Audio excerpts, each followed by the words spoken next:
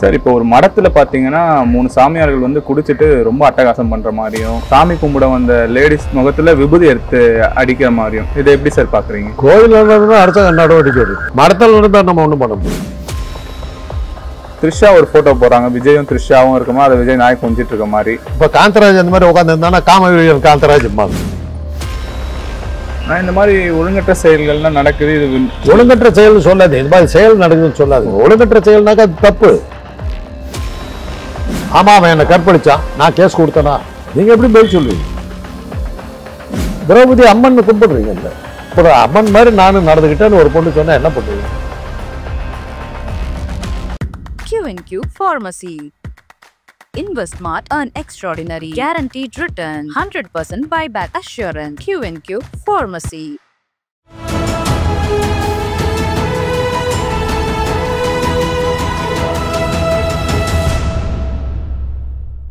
தமிழுக்கும் தமிழ்நாடு இணைந்த தமிழ் உறவுகளுக்கும் தமிழ் நேயர்களுக்கும் வணக்கம். இன்னைக்கு நம்ம கூட மருத்துவரும் அரசியல் விமர்சகருமான ஐயா காந்தராஜ் அவர்கள் இணைந்திருக்கார். பாருங்க நேயர்களே, ஐயா கிட்ட பேசணும். சார் வணக்கம். சார், இப்போ ஒரு மடத்துல பாத்தீங்கன்னா 3 சாமியார்கள் வந்து குடிச்சிட்டு ரொம்ப அட்டகாசம் பண்ற மாதிரியும், சாமி கும்பிட வந்த லேடிஸ் முகத்துல விபூதி எடுத்து அடிக்கிற மாதிரியும், ஒரு கோயிலுக்கு வந்தா நார்மலா விபூதி கொடுக்கறது வேற, ஆனா அது வந்து ஒரு கேலிக்கு உள்ளாக்குற மாதிரி விபூதி எடுத்து அவங்க முகத்துல அடிக்கிற மாதிரியும் ஒரு கோயில்ல இந்த மாதிரி நடக்கிறது, இதை எப்படி சார் பாக்குறீங்க? கோயில்ல இருந்தா அரசாங்க நடவடிக்கை எடுக்கும், மடத்தில் இருந்தா நம்ம ஒன்றும் பண்ண முடியாது. மடத்தில் நடந்தாக்கா அது வந்து சங்கிகள்லாம் வந்துருவாங்க, அவங்க அது கேட்க முடியாது. கோயிலில் பண்ணியிருந்தா சட்டவிரோதம், அவங்க எல்லாத்தையும் அரெஸ்ட் பண்ணலாம், அது எந்த சந்தேகமும் இல்லை. அதுக்கு அது புகார் கொடுக்கணும், நீங்கள் சொல்லக்கூடாது. அந்த பெண்கள் வந்து புகார் கொடுக்கணும், இந்த மாதிரி எங்களை அச்சிங்கப்படுத்தினாங்க. அதுவும் அந்த காலத்தில் காஞ்சிபுரத்தில் இதெல்லாம் நடந்து அனுராதாராமனை வந்து ஓப்பனாக சொன்னாங்க, இந்த மாதிரி நடுசாமியார் வந்து என்கிட்ட தப்பான முறையில் நடக்க தான் நான் தப்பிச்சு வந்தேன்னு கொடுத்தாங்க. எல்லாம் சேர்ந்து அன்றைக்கி மூடி மறைச்சிட்டாங்க. அதுக்கப்புறம் தான் சங்கர் ராம கொலை வழக்கில் மாட்டிக்கிட்டாரு, ஜெயிலில் தள்ளிவிட்டாங்க. அப்படி தானே அவங்க விஷயம் வெளியே வந்தது. அனுராதாராமன் சொன்னபோது அனுராதாராமன் நீ பிராமண பெண்ணாக இருந்துக்கிட்டு நமக்கு குலதெய்வமாக இருக்கிற காஞ்சி மடத்தை பற்றி கேவலமாக பேசுகிறான்னு சொல்லி அத்தனை 3% அந்த மாதிரி சண்டைக்கு போயிட்டாங்க, வாய் மூடிட்டு போயிடுச்சு. அதுக்கப்புறம் சங்கர்ராமன் கொலை வழக்கு வந்தபோது அதே அவங்க ஆளே தான் ஜெயலலிதா ஐயங்கார் அந்த மாதிரி உள்ள தள்ளிப்பிடிச்சு. ஜெயிலில் தள்ளினப்புறம் தானே ஒரிஜினல் காஞ்சி படம்னா என்ன, அது என்னென்ன அட்டகாசம் பண்ணுறதுங்கிறது தெரிஞ்சுக்கிட்டு காணாமல் போயிட்டாங்க. இப்போ மடங்கள்ல இந்த மாதிரி நடக்கிறது அப்பத்துலேருந்தே எல்லாம் காலகாலமா. அண்ணாவுடைய வேலைக்காரி படத்துல வந்து மடத்தில் இருக்கிற மடசாமியார் தாங்க வந்து வில்லனா வருவான். சுந்தர கோஷ் அவருடைய அந்தரங்க செயலாளர் அப்படின்னு சொல்லி நிறுத்தி வைப்பார். KR ராமசாமி தான் பேசுவார், அண்ணா தான் வசனம். கோட்டாருடைய அனுமதியோடு ஒரு செயலை நான் செய்ய விரும்புகிறேன், அனுமதிக்க விட கேட்கிறேன் என்பாரு, கிராண்ட் எடுப்பாங்க. பகலிலே சுந்தர கோஷனுடைய செயலாளராக இருக்கும் இவன் யார் தெரியுமா அப்படிம்பாரு. கிட்ட போவாரு, தலைமை கட்டிட்டு தலைமையை தட்டினா பொம்பளை, பகலிலே ஆண், இரவிலே உத்தியானவனத்தில் படுக்கை அறையிலே தோழி. இதுதான் மயிலாடு சுந்தர கோஷ். இரவிலே உத்தியானவனம், பகலிலே மடம். அன்னைக்கே குழந்தாங்க படங்கள்லாம் என்னங்கிறது. உடனே உங்களுக்கு ஆத்திரப்பட்டு TR மகாலிங்கம் இந்த படம் வந்ததுக்கு அப்புறம் தான் வந்து இது சமூக படங்கள்லாம் வர ஆரம்பிச்சு. இந்த அது ஒரு தேசியம் பேசிக்கிட்டு இந்த படமெல்லாம் ஓடிக்குது. உடனே TR மகாலிங்கம் மோகனசுந்தரங்க படத்தில் ஒரு பாட்டு போடுறாரு. இந்த படம் வெற்றி அடைஞ்ச உடனே அவங்களால தாங்கிக்க முடியல. ஞானம் பிறந்த தமிழ்நாட்டில் இன்று நாத்திகம் வந்ததற்கு பாட்டு வேணுமா, வான்மலை வறண்டது போல நல்ல வைதிகம் கட்டதற்கு பாட்டு வேணுமா அழுது புலம்புனாங்க. அந்த அளவுக்கு போச்சு நாத்திகவாதம், அவ்வளோ பயங்கரமாக. அந்த காலத்துல 1948 வந்து சொன்ன விஷயம் இன்னைக்கு ப்ரூவ் ஆகுது. இன்னைக்கு அவனுங்க இருந்துக்கிட்டு தான் இருக்காங்க. அன்னைக்கே நம்ம சொன்னோம், ஏன் மடத்துக்கு நீங்க போறீங்க? கோயிலில் நடந்தது அரசாங்கம் சட்டப்படி நடவடிக்கை எடுக்கணும், அவங்க கம்ப்ளீட் பண்ணணும். கோயிலில் நடந்தது. ஒரு தடவை ஒரு பெரிய அமைச்சர் ஒருத்தருக்கு வந்து ஒரு ஸ்ரீரங்கம் கோயில் எதுலையோ இப்படி போட்டாங்க, கைப்பற்றக்கூடாது. அவரை அப்படி கீழப்பட்டு போயிட்டார். கீழப்பட்டு போனா அவமானப்படுத்துறாங்க. ஏன்னா என்ன அவமானப்படுத்தினா நான் தூக்கி போட்டு போயிட்டேன். வசூல் வருதுன்னா உள்ள வந்துடுவோம், உழைக்கிற இடத்துக்கு வந்துடுவோம். அதனால இப்போ அது இந்த விஷயத்துல ரொம்ப சிம்பிள். அந்த மாதிரி விபூதி அடிச்சது அப்படிங்கிறதெல்லாம் உண்மையாக இருந்தாலும் அந்த பெண்கள் கம்ப்ளைண்ட் கொடுத்தாங்க, கவர்மெண்ட் ஆக்ஷன் எடுக்கணும், கம்ப்ளைண்ட் கொடுக்கணும். ஒருவேளை அவங்க வந்து பெரிய புண்ணியம் கிடைச்சா நினச்சிக்கிட்டு இது பண்ணிட்டு தான் நம்ம என்ன பண்ண முடியும்? எந்த ஒரு விஷயமுமே வந்து சாமியார் கம்ப்ளைண்ட் பண்ணாமல் நமக்கு ஆக்ஷன் எடுக்க முடியாது. உனக்கு என்ன பிரச்சனை கேட்டாங்கன்னு என்ன பண்ணுவீங்க? அவ்வளோதான். ஆமாம், அவன் என்னை கற்பழிச்சான், நான் கேஸ் கொடுத்தேனா, நீங்கள் எப்படி பதில் சொல்லுவீங்க? KT ராகவனை பற்றி அண்ணாமலை ஒரு படம் எடுத்து விட்டார் வெடி. அப்போ வந்து நீங்கள் கேள்வி கேட்டீங்க, நான் கேட்டேன் அந்த பெண்கள் யாராவது கம்ப்ளைண்ட் பண்ணாங்களா? இல்லை. அப்போ வாய் முட்டுப்பாங்க, அவங்க ஜாலியாக இருந்திருக்காங்க, அவங்க சமூகத்தோட முழு சமூகத்தோட ஒன்றா இருந்திருக்காங்க. அது எப்படி கம்ப்ளைண்ட் ஆக முடியும்? அந்த ப்ளூ ஃபில்மை எடுத்துக்கிட்டு வந்து நீ வந்து வெடி விட்டிய நீ தான் யோக்கியான். உன்னுடைய வக்கர புத்தி உனக்கு கிடைக்கலங்கிற கோபத்தில் நீ அவரை காட்டி கொடுத்த, அவ்வளோதான். நீ என்ன ஒரு பெண்கள் நீச்சல் பெண்களுக்கு நீச்சல் கற்றுக் கொடுக்குற மாதிரி ஒரு படத்தெல்லாம் நடிச்சு கன்னட படத்தில் நடிச்சிருக்கிற, அதை எடுத்து விட வேண்டித்தேன், சந்தோஷப்பட்டு வேண்டித்தேன். அதனால பெண்கள் பாதிக்கப்பட்டவர்கள் வந்து கம்ப்ளைண்ட் பண்ணாமல் நம்ம கேஸ் எடுக்க முடியாது. வீட்டில் திருடு போகுதுங்க, நம்ம சொல்ல விட்டோம்னா யாரும் வரமாட்டாங்க. போலீஸுக்கு கம்ப்ளைண்ட் பண்ணணும். திருடு போனது ஏன் போலீஸ் கேட்க விடுது, நீ சொன்னியா, சொன்னா தான் கேட்க முடியும். இல்லாட்டி பண்ண நான் தான் திருடு கூப்பிட்டு உள்ள விட்டேன்னுவாங்க. என்ன பண்ணுவீங்க? அதனால் இதில் எல்லாம் வந்து நம்ம இது இப்போ நீங்கள் சொல்கிறீங்க இந்த சம்பவத்தை வந்து இந்த மாதிரி அந்த கோயிலில் எப்படி நடக்குதுங்கிறது வந்து நீங்கள் தகவல் சொன்னீங்கன்னாக்கா அரசாங்கம் அது பார்வை பார்க்கும். ஆனால் கம்ப்ளைண்ட் வராமல் உள்ளே போக மாட்டாங்க. ஏன்னா மத சம்பந்தமான விஷயம். அதெல்லாம் ஜாக்கிரதை. சனாதனத்திலே சொல்லி இதை நீ ஏன்டா கேட்கறதுனாக்கா என்ன பண்ணுவீங்க? சனாதனத்தின் பிரகாரம் ராஜா உட்காந்துருக்கிற இடத்துல ஒரு பொண்ணை வந்து சேலையை பிடிச்சி அவுக்கலாம், தப்பு இல்லையே. அது கிருஷ்ண பரமாத்மா வந்து சேலையை கொடுப்பாரு. 5 புருஷனும் பேசாமல் தான் உட்காந்துருந்தான். கம்ப்ளைண்ட் பண்ணலையா? அவனு பேசாமல் தான் பார்த்துக்கிட்டான். கம்ப்ளைண்ட் பண்ணாதான் எனக்கு ஆக்ஷன் எடுக்க முடியும். அவன் இவனுக்கு 5 பேர்த்தையும் கூப்பிடல, கிருஷ்ணாங்கிறான். ஏன்னா 5 ஆம்பளை 5 பேருக்கு பொண்டாட்டியா இருக்கிறத ஒருத்த வந்து தடுக்க மாட்டேன்னா பேசாம உட்காந்துருக்காங்க. கிருஷ்ணா அவந்தால் தான் எங்க இருந்துட்டு ஓடி வந்து புடவை கொடுக்குறான். அதனால இதெல்லாம் வந்து கேட்டீங்கன்னா அந்த பெண்கள் இந்த திரௌபதி மாதிரி நான் நினைச்சுக்கிட்டேன்னு சொன்னேன். உங்க கதி என்ன ஆகுது யோசிச்சு பாருங்க. இதெல்லாம் நம்ம ரொம்ப ஜாக்கிரதை. இந்த மாதிரி ஒழுங்கற்ற செயல்கள்லாம் நடக்குது. இது ஒழுங்கற்ற செயல்னு சொல்லாது, இந்த மாதிரி செயல் நடக்குதுன்னு சொல்லாதீங்க. ஒழுங்கற்ற செயல்னாக்கா அது தப்பு. நீங்க ஏன் ஜட்ஜ் பண்றீங்க? அதை அவங்க ஏற்றுக்கிட்டு பண்ணியிருக்கலாம்ல, எப்படி தெரியும் உங்களுக்கு? இந்த மாதிரி விவகாரங்கள்லாம் வெளியே வருது. ஆனா இந்து முன்னணி கட்சியில இருக்கவங்களோ இல்ல எச் ராஜா போன்றவங்களோ இதை பத்திலாம் எதுவுமே வாயை திறக்காம அமைதியாவே இருக்காங்களே. இதை பத்தி அவங்க அதான் நான் சொன்னேன், சனாதனத்தை ஏத்துக்குதுங்க. எல்லா மதமும் குடிக்கிறது தப்புங்குதுங்க. குடிக்கிறது சரின்னு சொல்றது ஒரே மதம் வந்து சனாதன மதம்.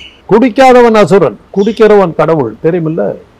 சுரன், சுராபானத்தை குடிக்காதவன். சுராபானங்கிறது சாராயம். சாராயத்தை குடிக்காதவன் அசுரன், அவன் கெட்டவன். சாராயத்தையும் பெண்கள் ரம்பா தெலுவத்தமிழ் ஊர் வச்சு எல்லாத்தோட ஜாலியாக இருந்து சோமபானம் குடிச்சிங்கன்னா நீங்கள் கடவுள், இந்திரன். குடிக்கலாங்கிறத வந்து அங்கீகரித்த ஒரே மதம் உலகத்தில் இதுதான். மற்ற எல்லா மதமும் இந்த குடிக்கிறது தப்பு. அதனால் இதெல்லாம் நீங்கள் வந்து எடுத்தீங்கன்னாக்கா நாங்கள் திரௌபதிமாக எங்களை நினச்சிக்கிட்டோம், நீங்கள் எங்கே கேட்குறீங்கன்னாக்கா என்ன பண்ணுவீங்க? அதனால் இது வந்து அவங்க கம்ப்ளைண்ட் கொடுத்தாக்கா நம்ம கேட்கணும். ஒழுங்கற்ற செயல்னா நம்ம ஜட்ஜ் பண்ணக்கூடாது. நாங்கள் சொன்னோமா அவங்ககிட்ட அப்படின்னு கேட்பாங்க. இப்போ சாமியார்கள்லாம் குடிச்சிட்டு ஆடுறது, பக்தர்களை கிண்டல் பண்றது, இதெல்லாம் வந்து ஆகமத்த செயல் அப்படின்ற ஒரு இதுல வராதுங்களா நீங்க சொல்றது? விழாக்கள்ல எல்லாமே வந்து சாராயமும் இதமாக குடிக்கிறது எல்லாமே வந்து உள்ளதுங்க. அதெல்லாம் ஒன்றும் பண்ண முடியாது. எல்லா இடத்துலையுமே வந்து வெளிநாடுகள் நடக்கிற மற்ற மதங்கள் இஸ்லாம் மதம் ஒன்றில் தாங்க குடிக்கிறதுங்கிறது வந்து ஓப்பனாக பண்ணுறது இல்லை. ஆனால் அவங்களுடைய விமானங்களில் போனீங்கன்னா மது வகைகள்லாம் சப்ளை பண்ணவே மாட்டாங்க. அந்த வளைகுடா நாடுகள், கத்தார், இந்த மாதிரி அந்த எத்திஹாட் அந்த மாதிரி விமானங்கள்லாம் போனீங்கன்னா மது வகைகள்லாம் சப்ளை பண்ணவே மாட்டாங்க. மற்ற எல்லா விமானத்திலையும் அது உண்டு. அது அவங்க சொல்கிறாங்க. ஆனால் என்னுடைய சொந்த அனுபவத்தில் நான் வெளியில் சொல்லக்கூடாது. ஒரு நாட்டை சேர்ந்த வளைகுடா நாட்டை சேர்ந்த ஒரு 60 பேர் தாய்லாண்டு போயிட்டு திரும்பி வர்றாங்க. இங்கே ஒரு பெரிய ஹோட்டலில் தங்கியிருந்தாங்க. நான் செக்ஸாலஜிஸ்ட்டு. அந்த ஹோட்டல்லேருந்து எனக்கு ஃபோன் வந்தது, சார் கொஞ்சம் வர முடியுமா, ஒரு 60 பேஷண்ட் இருக்காங்க. நாங்கள் 60 பேஷண்ட் நான் ஒரு ஆளாக பார்க்குறது இல்லை, கொஞ்சம் வாங்க சார், வேறு யாரும் துணைக்கு யாரையும் கூப்பிட்டு வராது, நீங்கள் வேணுங்கிறத நாங்களே செய்கிறோம். சரின்னு போனேன். 60 பேரும் ஒரு வளைகுடா நாட்டை சேர்ந்தவங்க. காலில் விழுந்து எடுக்கிறாங்க, சார் இந்த வியாதி இருக்குன்னு தெரிஞ்சால் எங்கள் ஆண் குறியை வெட்டி விடுவாங்க சார் எங்கள் ஊரில், எப்படி ஆக்க பார்த்துங்க, பயப்படாது. அப்பா வந்து அதுக்கு வந்து ட்ரீட்மெண்ட்டு ஒரு பாட்டில் மருந்து குடித்தா உடனே நின்றுடும். அந்த 60 பாட்டிலையும் வரவழைச்சி கொடுத்தது. காலில் விழுந்து இது பண்ணேன். அப்போ தான் நான் சொன்னேன், உங்கள் ஊரில் இல்லைன்னு வந்து மந்திரி பேசிட்டு போனார் எங்கள் கான்ஃபரன்ஸில். எங்கள் ஊரில் இல்லையா சார், நல்லா வேலை பண்ணி எங்கள் ஊரில் முழுக்க அந்த ஊரில் இருந்து அடுத்த நாடு வந்து ஃப்ரீயாக இருக்குதுங்க, அங்கே போயிட்டு எல்லாம் பண்ணிட்டு இந்த பக்கம் வந்துடுறாங்க. அவ்வளோதான். எங்கேயுமே இதெல்லாம் தடுக்க முடியாது. இதை வந்து மறைக்கிறாங்க. அதனால தான் வந்து எய்ட்ஸ் வந்தபோது நாங்கள் என்ன சொன்னோன்னா, இந்த நாடு இந்த வளைகுடா நாடு சொன்னீங்க, முதல்ல நீ பாரியா, நாங்கள் எல்லா இடத்துக்கும் ஓட்டையும் அடிச்சு விட்டாங்க, இந்த பெரிய ஓட்டை இருந்ததுன்னா இந்த ஓட்டை வழியாக எல்லாம் போடுவோம், முதல்ல எல்லாத்தையும் ஒன்றா பாரு அப்படின்னு. அதனால் இந்த மாதிரி இதில் வந்து கம்ப்ளைண்ட் கொடுத்தா தான் நம்ம வந்து ஆக்ஷன் எடுக்க முடியும். அவங்க சும்மா இருக்கிறாங்கன்னா அதை அவங்க அக்செப்ட் பண்ணுறாங்க, அவங்க கலாச்சாரம் அது, அதை நம்ம தப்பு சொல்ல முடியாது. அவங்க கலாச்சாரத்தில் 5 புருஷனை கட்டிக்கிட்டா உங்கள் சொந்தக்காரி கட்டிக்கிட்ட சும்மா இருப்பீங்களா நீங்கள்? திரௌபதி அம்மன் கும்பிடுறீங்கல்ல, அப்புறம் என்ன பண்ணு? அங்கே பார்த்தா அது ரைட்டு, இது பார்த்தா தப்பு. அம்மனா கும்பிட்ற அம்மன் மாதிரி நானும் நடந்துக்கிட்டேன்னு ஒரு பொண்ணு சொன்னால் என்ன பண்ணுவீங்க? ஆக இது எதையுமே நம்ம வந்து ஒழுங்கற்ற செயல் சொல்ல முடியாது. சனாதனத்தை நம்புறவங்களுக்கு இதெல்லாம் தப்பு கிடையாது, அவ்வளோதான். இப்போ நியாயப்படி பார்த்தீங்கன்னா ஆர்எஸ்எஸ் இதுக்கு தான் போராடணும், இந்த மாதிரி புனிதத்தை கெடுத்துட்டீங்க அப்படின்ட்டு. ஆனா இதை பத்தி அவங்க சைட்ல இருந்து எதுவும் இது பண்ண நீங்க இவ்வளவு நேரம் நான் சொன்னது அதுதான். சனாதனத்தை இது பிறகு அது தப்பு கிடையாது. 5 புருஷனை வச்சுக்கிட்டு இருக்கும்போது அவ சேலை உரிக்கும் போது புருஷனுக்கு 5 பேர்த்துக்கு பேர் 50 பேரையும் கூப்பிடுங்க, கிருஷ்ணான்னு கூப்பிடுறா. இவனுங்களும் எந்திரிச்சு சண்டைக்கு போல பார்த்தா வேடிக்கை தான் பார்த்துக்கிட்டு இருந்தாங்க. பொண்டாட்டி வச்சு சூதாடுற கூட்டத்தை அதான் சனாதனம். அப்படி இருக்கும்போது மற்ற எல்லாம் என்ன தருக்குது? ஏன்னா எந்த நியாயத்தை பேசுவீங்க? பொண்டாட்டியை சூதாட்டத்துக்கு வைக்கிறான்னா அது சனாதனம். அவன் தர்மர்னு பேர் அவனுக்கு, தர்ம பொண்டாட்டி வச்சு சூதாடினவன், அதுதான் சனாதனம். அவங்க இதை எதிர்த்து எப்படி கேட்பாங்க? அவங்க கலாச்சாரப்படி அது சரி, அது தப்பு கிடையாது. இப்போ பார்த்தீங்கன்னா இந்து முன்னணி கூட அறநிலைத்துறையெல்லாம் வெளியே போகணும்னு சொல்றாங்க. ஆனா இந்த மாதிரி அர்ச்சகருக்கு எதிரான எந்த ஒரு விஷயத்தையும் பத்தி பேச மாட்டாங்க. அறநிலைத்துறை ஏன் கொண்டாங்க தெரியுமில்ல? ஜஸ்டிஸ் பார்ட்டி தான் கொண்டது. கொண்டு வந்த அந்த ஜஸ்டிஸ் பார்ட்டியில் அமைச்சர்களாக இருந்தவங்க யார் தெரியுமில்ல? பொப்பிலி ராஜா, பனகல் மகாராஜா, விஜயநகர ராஜா, வெங்கடகிரி ராஜா போன்ற ராஜாக்கள்லாம் சேர்ந்து தான் இதை கொண்டாங்க. கொள்ளடிக்கிறாங்கடா கோயில். எப்படி வந்து தெரியுமில்ல? திருப்பதி கோயிலுக்கு கிருஷ்ணதேவராயன் வைரமும் தங்கத்தையும் அப்படி குவிச்சு வச்சிருந்தான். செக் பண்ணி பார்த்தா எல்லாம் பித்தளையும் செம்பு அடிச்சுட்டு போட்டாங்க. சிதம்பரம் கோயிலில் வந்து ஒரு இதில் வந்து குலோத்துங்க சோழம் வந்து தங்கத்தால் கூரை போட்டிருக்காங்க. அந்த தங்க மஞ்சள் கலரில் மின்னுது. ஒரு பொட்டு தங்கம் இல்லைங்கிறாங்க. திலவளரந்தர் எடுத்துட்டு போட்டா. இதெல்லாம் நடக்குதுங்கிறதுக்காக அந்த கோயில் சொத்துக்களை எல்லாம் வந்து நம்ம வந்து கண்காணிக்கணும்னு சொல்லி அறநிலையத்துறை வந்து இவனுங்க அடிச்சுட்டு போகாம அதை இவங்க படியில கை வச்சுட்டாங்கன்னு பிறகு அவங்களுக்கு ஆத்திரம் வந்து கோவம். நம்ம படியில கை வச்சா கொள்ளடிச்சுக்கிட்டு இருந்தாங்க. அப்புறம் தானுங்க திருப்பதி கோயிலில் வர்ற காசை வச்சுட்டு யூனிவர்சிட்டி ஆரம்பிச்சாங்க, ஹாஸ்பிட்டல் ஆரம்பிச்சாங்க, கல்வி சாலைகள், ரோடு கீடு எல்லாமே போட ஆரம்பிச்சாங்க. அதை விட இது என்னன்னாக்கா ஐயப்பன் கோயிலுக்கு பல கோடி வருதுங்க. இன்னைக்கு வந்து மக்களுக்கு அந்த பணம் பயன்படவே இல்லை. ஒரு செட்டை அடிச்சுட்டு போயிட்டு இருக்கா. போடுறதெல்லாம் நம்ம மாதிரி பக்தர்கள் போடுறத காசு பூரா இவனுங்க எடுத்துட்டு போயிடுறாங்க. கோயில் பூனைகள்னு பேர் இவனுங்க. கர்ப்பகிரகத்தில் இருக்கிறாரு திருப்பதி வெங்கடாஜலபதிக்கு ஒரு கை மாத்திரம் பண்ணாங்க. வலது கை இப்படி இருக்கும்.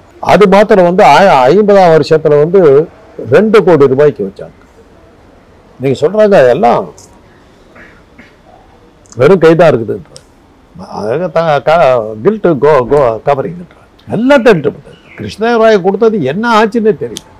அப்படியெல்லாம் பிறகுதான் வந்து அறநிலையத்துறை அதை திருப்பி எங்ககிட்ட கொடுறா, நாங்கள் கொண்டு அடிக்கணும், நீ எங்கள் மேலே கை வச்சேங்கிறத அவன் சொல்கிறான். எங்கள் வயிற்றுல கை வச்சுட்டியாங்கிறான். அதைத்தான் அவன் சொல்கிறான். அவன் கரெக்டாக தான் சொல்கிறான். சாப்பாட்டுக்கு நான் என்ன பண்ணுவேன்? கோயிலில் தானே கொண்டு அடித்தேன், திருப்பி அது வந்து மக்களுக்கு போயிட்டு இருக்குது அப்படின்றது தான் அவங்க கோவம்.